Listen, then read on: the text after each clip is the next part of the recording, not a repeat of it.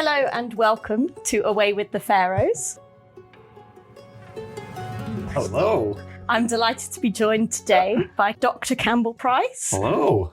So you are, of course, curator of Egypt and Sudan at Manchester Museum. I am, indeed. And honorary research fellow at the University of Liverpool. Where we both studied. We did, and we were both presidents of SACE. Of the Archaeology Society, you're bloody right. Yes, so nice to be back with you again. Nice to be back here, Charlotte. And of course, you were our chair from 2021 to earlier this year, where you graciously handed on the baton to Lyra Olivaria. Yes, and that was really such a pleasure to be the chair of the trustees. So I'm delighted to be back in a former trustee role. Yes, not letting go just yet. Happily exploited. So thank you so much for joining us today. Very excited for our topic. Mm-hmm. It's going to be all about Egyptian statuary, which is, of course, your speciality. Mm-hmm. So today we're going to be answering the question, were Egyptian statues carving out the truth or just sculpting the facts? So thinking about Egyptian statuary, our listeners might picture various things from the Sphinx of Giza, the Colossi of Memnon. You might be thinking of the Sculpture Gallery at the British Museum. Where I've just come from. Yes. To join you. A stone's throw from the office. But of course, we have to put a scope on the episode somehow. Mm-hmm. And so we're going to follow our namesake, Away with the Pharaohs. We're going to focus on royal statuary today. So why don't we start with striking a pose, Campbell, and thinking about what the purpose of statues were in ancient Egyptian times. Well, thank you for the introduction, Charlotte, because I think it is important to acknowledge when, as you say, we picture ancient Egyptian statues, and to an extent, the ancient Egyptians themselves, we have a very definite idea. So you might say Mesoamerican sculpture or Persian sculpture, and it might be more difficult to get an angle of what we mean. Purpose probably is one of my first research questions when I look at something from ancient Egypt, like what were they thinking? And when I started researching this at the University of Liverpool, I really struggled with the basic question of what are statues for? What is the function of statuary? So how about I tell you what I think statues were not for? Oh, interesting. Like this? Yes. So I don't think the ancient Egyptians are putting them on their mantelpieces. I don't think they are putting them necessarily in art galleries, because to us today, sculpture is in some ways quite private. So it goes on a mantelpiece, or it's quite public. It's on a plinth in Trafalgar Square or, big public space. And I do not think ancient Egyptian sculpture was public in the same way. It was only really targeted for the elite. Elite people were commissioning it, including the pharaoh, and elite people were seeing and visiting statuary. So this was a question I looked at a few years ago in something I published.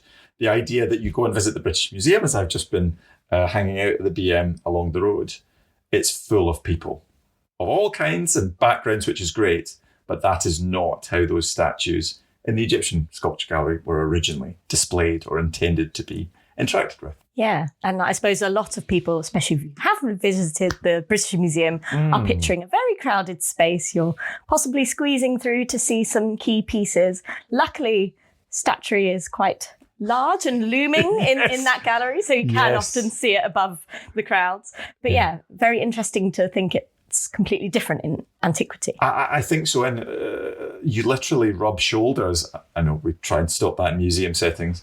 But in sites in Egypt, if listeners have been lucky enough to go to Egypt and walk through Karnak, you can imagine, based on current modern experiences, that Karnak must have been full of people.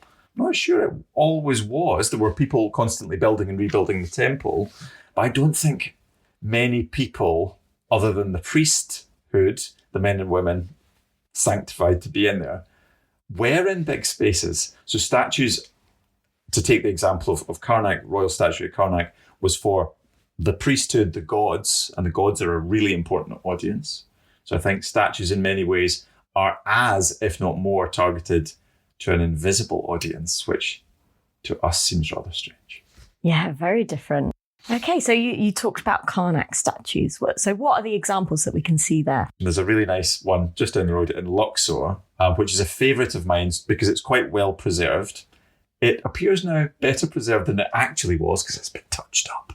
And this is really an issue about our modern experience. So when you go to a museum especially, and on sites in Egypt, to make things more attractive, gaps have been filled, arms have been mended, faces have been restored. So sometimes that involves a leap from the perspective of the restorer to make a face that we expect, not necessarily the face that an ancient person encountered. So I think it's important to draw a distinction between ancient realities, lived reality, and our modern way of viewing, which results in museum displays and sites that are cleaned up for modern visitation. So my favourite statue to get to it is an over life-size one at the Temple of Luxor, part of the sacred landscape of Thebes. And you can still visit it, you can still see it, it's very photogenic. And the purpose of that sculpture is actually made clear by the fact it carries its own name. So on the shoulder, you can see the hieroglyphs on the king's shoulder, and on the throne, there is a reference to the statue being called Re En Hekau, which means something like sun god of rulers or ray of rulers. And that is one of a category of statues we know of for Ramesses II and for his predecessor Amenhotep III, who lived a few generations before. And these statues seem to have been set up as a way of saying to the gods, the king is on an equal footing with you. Very interesting. And of course, I should mention, we are joined today by an extra guest. You get two special guests. This one is our unfinished bust of Nefertiti. Yes. You may be more aware of the very famous bust of Nefertiti that is now housed in the Berlin Museum with her beautiful crown. We have a very different example that was found in Amarna. Here in the EES, we have a 1930s replica that was created in order to bring back to the UK to show supporters of the society at the time what was being found in Egypt by our excavators on site. And the real one stands pride of place in the Amarna Gallery in the Egyptian Museum in Cairo on Tahrir Square. Indeed. So I wonder whether we talk a little bit about her. And yes, because I think she does fall into what we're talking about, images of, so Ramesses II is an image for the gods, as much, if not more so, than images for living people. So this head of Nefertiti is one of my favourites, not least because it's featured in a new book. Which we will be coming back to. Yeah, we'll come back to that. So Nefertiti with us today, Charlotte, is one of my favourites also because she's unfinished. So that the sculpture hasn't been totally completed. And unlike the very famous bust in Berlin, which listeners will be familiar with, which is kind of really truncated. So it's a bust because it's made to stand on its base, and the base is showing part of her collar and a little bit of her shoulders. Here, this Nefertiti with us is just the neck. And so based on what we know of sculpture at Amarna, it was probably part of a composite statue where she had, as we can see, separate crown, which was slotted on that kind of tenon at the top of her head. And then her neck would be inserted into a different piece of stone, probably limestone, white limestone, to look like linen. So that's fairly typical for the Amarna period. And although a lot of ancient Egyptian statues look alike in a museum, there are changes in fashion. And I think this piece comes from a time when things were done in a rather peculiar way. Yeah, it's a very unique time period, isn't it? Yeah. So we've mentioned a few statues already. You were talking about the ones at Karnak and Luxor in more a temple context, and they have the purpose linked to the gods, more so maybe than anyone else. What other contexts and different reasonings for statues are there? Yes, good question. So I think temples are really important as an arena for statues, and they attract lots. So even royal statues are clustering in huge numbers. So eventually, at some point, they have to be gathered together and buried in caches, like the Karnak cachette, on which I did my PhD dissertation. How many statues are in there? Found by the Egyptian team led by a Frenchman called Georges Legrand, there were at least 1,000 stone statues. Incredible. And 17,000 at least bronze votives, and an unknown number of wooden statues. But because the Karnak cachette was waterlogged, when the team were excavating in the early 20th century, described at the time as like fishing for statues, because the water table periodically with the Nile flood made it really waterlogged, so you were pulling things out. So Georges Legrand describes things coming out of the ground and dissolving contact with the air. So there's an unknown proportion of wooden sculpture that we've lost. So when we talk about amazing things that have survived like Nefertiti, you've got to also factor in things that maybe were made in perishable materials that haven't survived. So with that in mind, temples, I think, would have had stone sculpture, wooden sculpture, unknown number, it hasn't really survived. Whereas in tombs, this isn't really for kings quite so much, but in tombs, wooden sculpture of the Old Kingdom, for example, if you think of Serdab statue spaces, sealed statue spaces. Where a statue was behind a wall, and usually there's a little hole and you can peer in to see the statue behind it. Thank you, yes. Because those find contexts are exceptional and the circumstances are exceptional, they get preserved. But when you look at a big temple which is open to the elements, if it's granite and it's 10 metres tall, there's a chance it will survive. But if there was lots of wooden sculpture, there's hardly any evidence likely to survive to the modern day. So in answer to your question, I think, temples are a predominant place because they're the houses of the gods. And by being represented as a statue, you say, I'm eternal, I'm existing like a god forever. But there were limited numbers of statues in dwellings. So in the Amarna period, there's evidence. So our colleagues, Marcia Hill and Kristen Thompson, have done a beautiful study of all the fragments at Amarna. Yes, I should give a shout out. It's one of our own publications. Fantastic. It's a beautiful collection of statuary available at the site. Because it was so smashed up, I think a lot of people thought we can't deal with this. But Kristen and Marcia have dealt with it beautifully in that magisterial volume. But they show that in the Amarna period, so we maybe can't, as you say, extrapolate because it's quite unusual. I should also say this is around 1350 BCE. Yeah, 1350 BCE, a short-lived 20-year span of the Amarna period under Akhenaten, and a few years after. At that time, there is evidence for statues being set up in palaces. And this very much conforms to that Hollywood idea. If you imagine a Hollywood ancient Egyptian palace, what are there? Statues everywhere.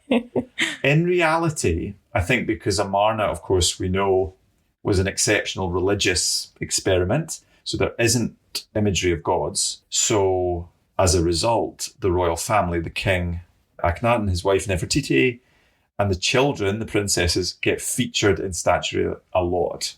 And I don't think that would be normal necessarily for an ancient Egyptian palace. So I wouldn't say there's much statuary in general, in pharaonic palaces. The other place you would expect a statue of the king, an image of the king of some form, is in his own tomb.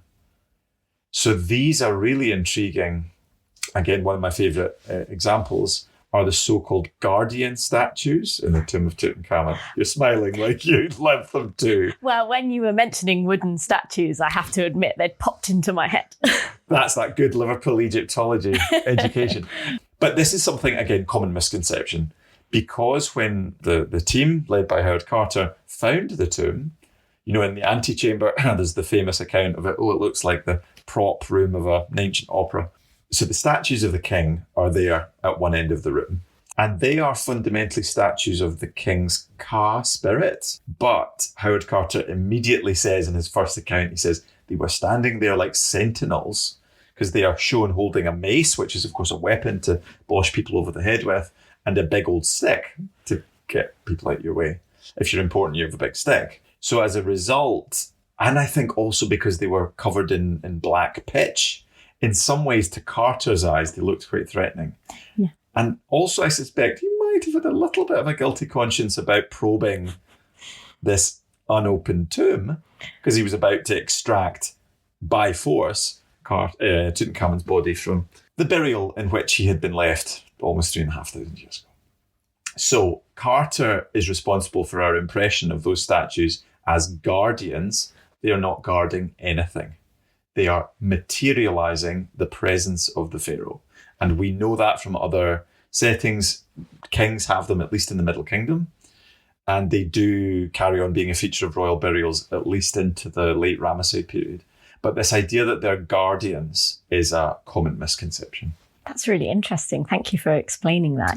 Yeah, because especially when you think of those examples specifically, but also the colossi statues at places like Abu Simbel that are at the doorways. Yeah. It does feel very, scary maybe, especially if you're stood at the feet of them. They're quite large. But Yes, they are quite large.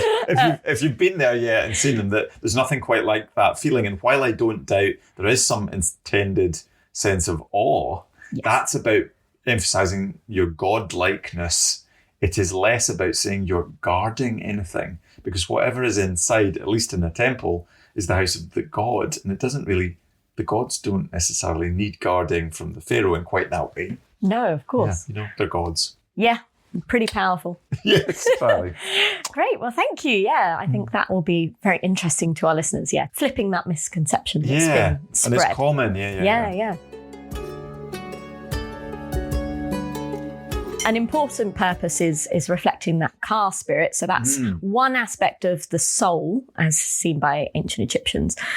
Is that the only purpose, or are there any other examples we should think about? So statuary doesn't reflect, as all art, I would say in ancient Egypt, doesn't reflect necessarily the real world. It makes real certain concepts. So this comes onto an important point, which I think we're getting to, which is it gives the king a certain body, but it's an abstract notion of this superhuman, at least semi-divine king. So it doesn't necessarily reflect what he or she may have looked like. Okay, so should we be taking these statues at face value? Or is it more of a filter maybe? I think in modern times, because we're used to social media and digital images and the idea of filtering, in some ways that is helpful because it's a way of, improving on reality. But I don't think the ancient Egyptians think quite along the same lines. A statue allows you to participate in this kind of monumental, superhuman level of permanence. And the reason I think it's important to acknowledge this is especially because those statues in temples of kings often have more than one king's name on. And modern people or commentators in the last couple of 100 years, usually from a Western perspective, see this as usurpation. So you come along and you can't be bothered to send your workers to the quarry. So you think, oh, there's a nice pair of statues there, I'll just put my name on. And there may be an element of that, but I think there's a more important element that it's against kind of modern assumptions, but you can add your name onto the statue of an older king. And because the image of the king's face looks like a god, and gods are idealized in some sense and perfect, the original face doesn't reflect the original king for whom it was carved. So it's quite simple and easy and straightforward to add your name. And it's not that you're usurping it or kind of just cutting corners. It's more that you're participating in that representation. And we know of some statues that have 3, 4, 5 kings' names on. So clearly it wasn't an issue to just keep adding. Oh, that's so interesting because, there's a lot of reuse and recycling in ancient Egyptian times and antiquity where blocks were taken from different sites. So there's some complications about where certain sites lie, but that's a conversation for another day. Yes. But very interesting to see that there's multiple names, so the names aren't removed. However, there are some other interesting examples. I'm thinking of Ramesses II, who tried to avoid this happening, right? He used to carve his name much deeper than the rest of the text, so it would be more obvious. Yeah, I mean, so I think there are different things going on. And this is important, I think, to emphasize for Egyptology in general. When we talk about the ancient Egyptians, we're talking about 3,000 years, a big country. Yes. Not every ancient Egyptian thought the same. Not every ancient Egyptian pharaoh was motivated by the same concern. So just in the New Kingdom, so between the time of Hatshepsut, so 1450, and the time of Ramesses II, 1250, when Hatshepsut, the female pharaoh, is cancelled, in a sense. Great modern term for what happens. Yeah. When Thutmose the third eventually decides to cancel her, eventually, for dynastic reasons. We don't have time to go into. No. But do check out our Autumn 2025 magazine that goes into that a little bit more. Yes, some really cutting edge research, I happen to know. So when that happens, and Hatshepsut has lots of statues, and they represent her often as a man, because ancient Egyptian kingship is coded male. It is not that, as some people used to think, and some people still think, Hatshepsut's running around in male attire, or she's trying to somehow hoodwink people. No, it's simply that is the way you show a full king of Egypt. And it didn't matter probably to the inner elite that she was female. But when she's cancelled, there is no attempt to reinscribe those statues. So that is not done. Thutmose III doesn't say, I can just add my identity and participate in these statues. So maybe by the time of Ramses II, there has been a shift in the thinking, the theology behind how you use statues. And also maybe there's something about the inherent, for want of a better term, magic.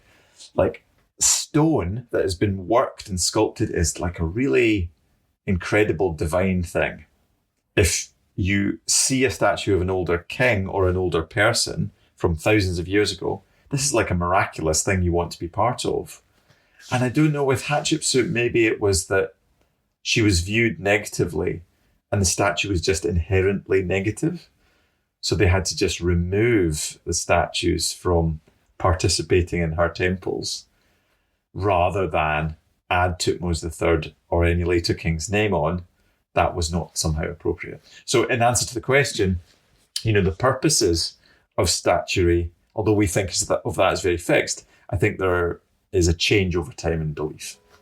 Yeah, that's so interesting.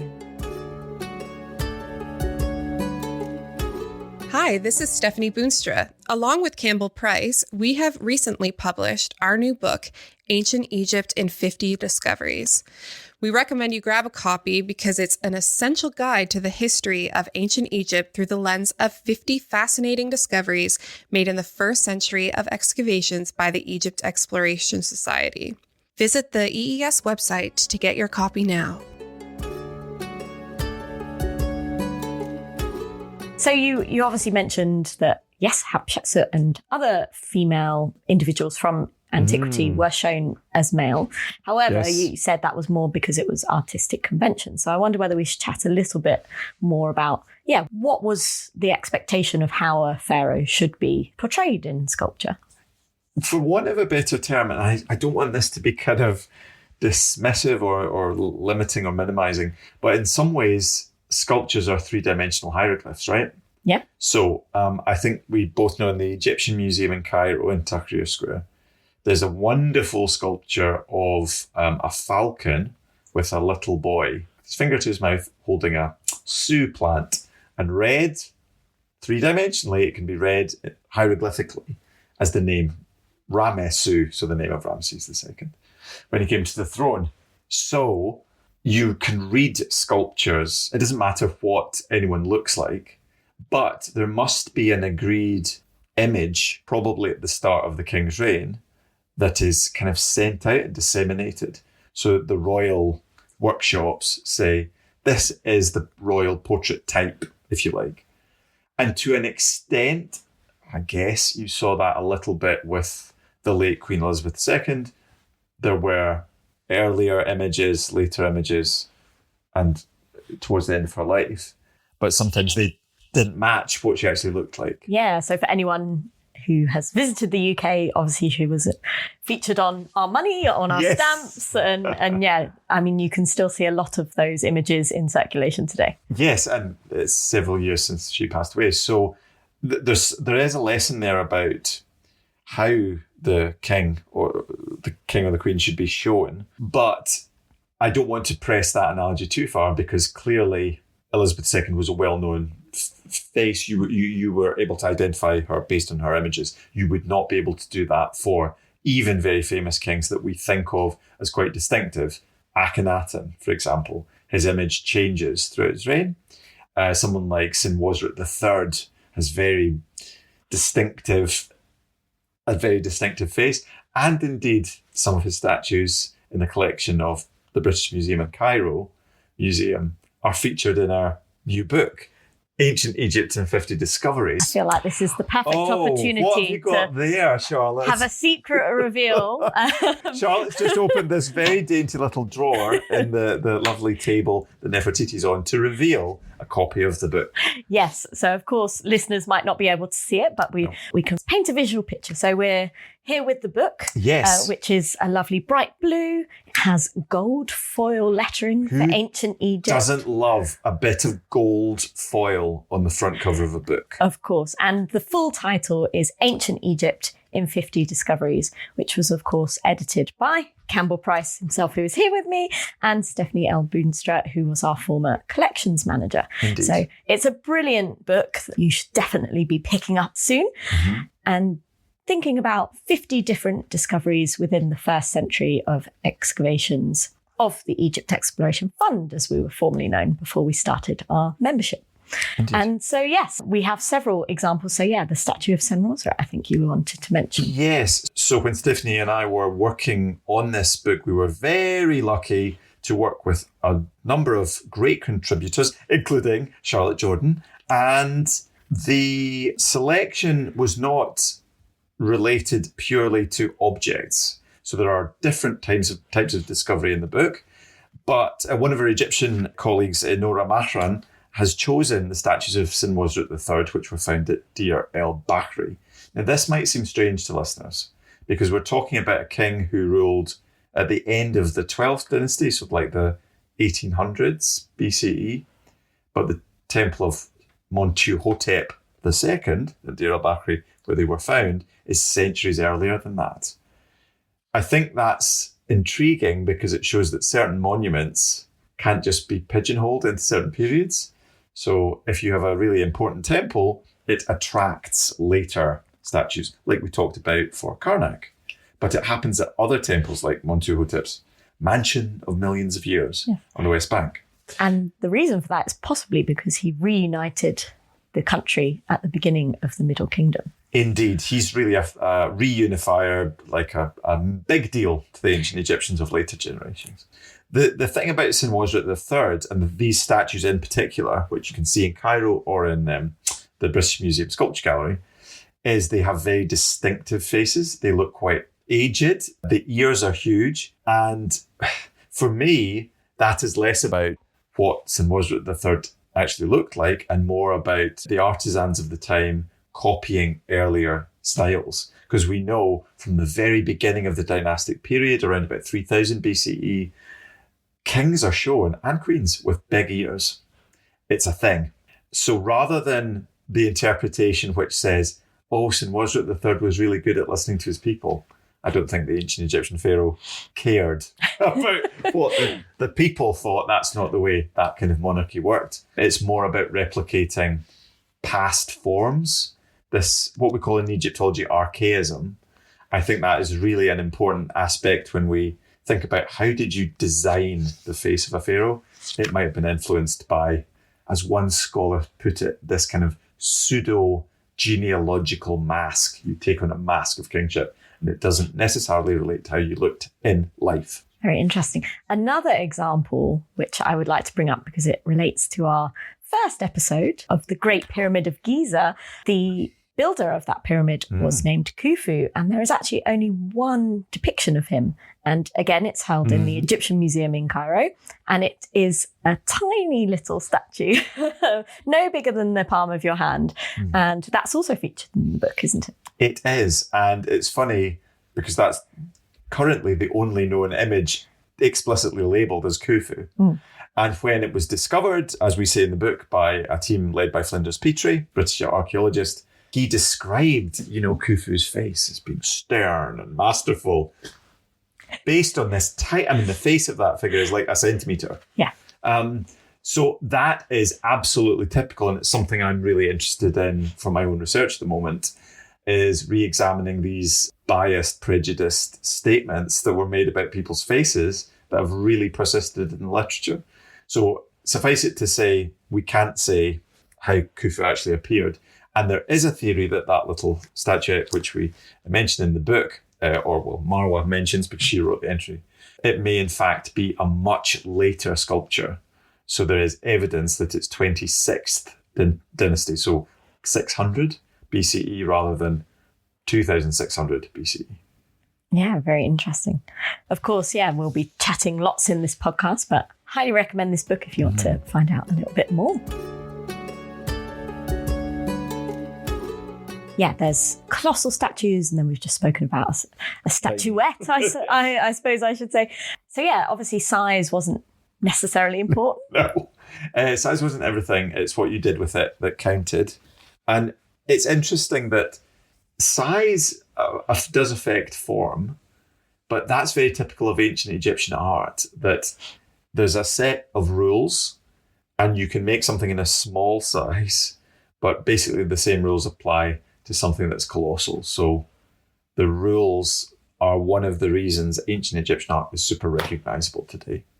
Yeah, so I know with reliefs and wall depictions, for example, they used a very set grid with their artistic conventions. Did they have something similar with statuary? Yes, there's evidence for the use of the grid in 3 dimensions, which is kind of crazy if you think about it. But if you're a sculptor, it makes total sense. And I would say, speaking to people who are art producers and who know more about this, that fashion's changed, but that kind of subtractive process of releasing a sculpture, if you like, from a matrix of stone, changed in technique over time. There were changes, but it basically followed the principle of the canon of proportions and the grid that we talked about that applies for 2-dimensional works of art, paintings and reliefs.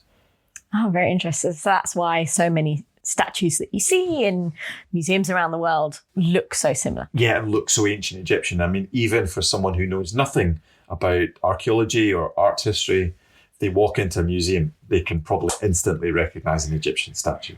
Yeah. Makes our job a little bit easier, I suppose. It does, yeah. Well, as curator at Manchester, I should ask, do you have a favourite of your own collection? Oh. Or is that too difficult? Charlotte, that's a great question. Caught me off guard. In terms of sculpture, yes, I would say we don't have any royal sculpture, really. We have one part of a composite group figure of Ramesses II as a god. And that's interesting. You might know it. It's in the main gallery in the Egyptian Sudan Gallery in Manchester. There's one very similar in Liverpool. They are both of red granite, same size, big, 3 or 4 times life size. But they are intriguing to me because they show the king's head and his headdress. And the headdress is what we call this tripartite headdress, which is usually worn just by gods.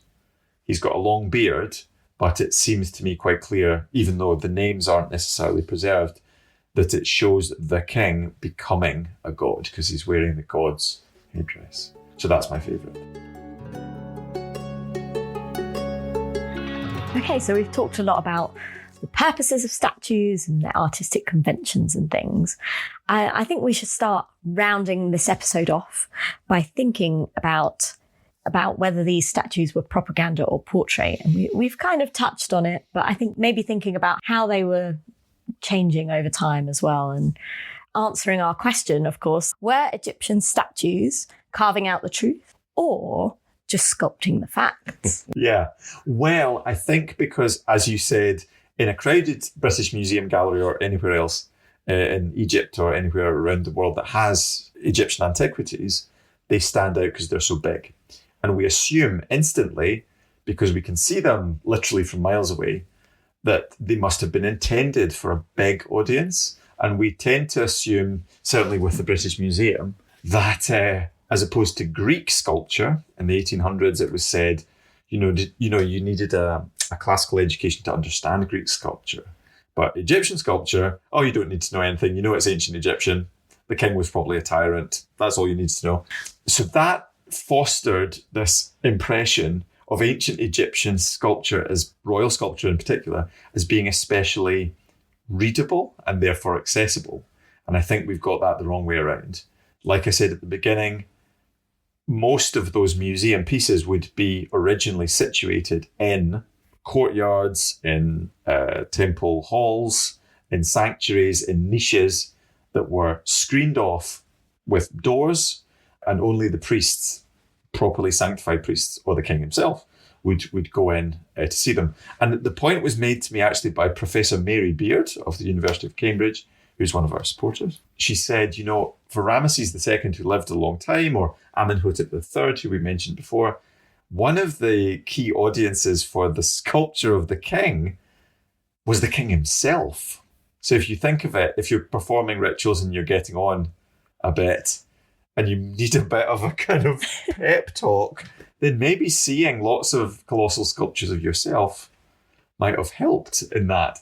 And one other thing I wanted to mention is just about the creation of colossal royal sculpture. We see very rarely depictions of blocks or a colossal statue being moved. So I'm thinking of this Middle Kingdom scene in the tomb of a guy called Jehuti Hotep at Deir el-Bersha, which has been cited a lot for the technological aspect of how you move colossal statues. That is clearly a statue of a non-royal person. It's a subject for another discussion, perhaps. But what you've got to bear in mind is in the movement of these statues from the quarry, you are not obviously, or it seems obvious to me, finishing the statue to, perfection, because there's a good chance it's going to get damaged on the way to its ultimate location. You are roughly shaping it. You are making sure you're not carrying excess weight because it's already heavy enough.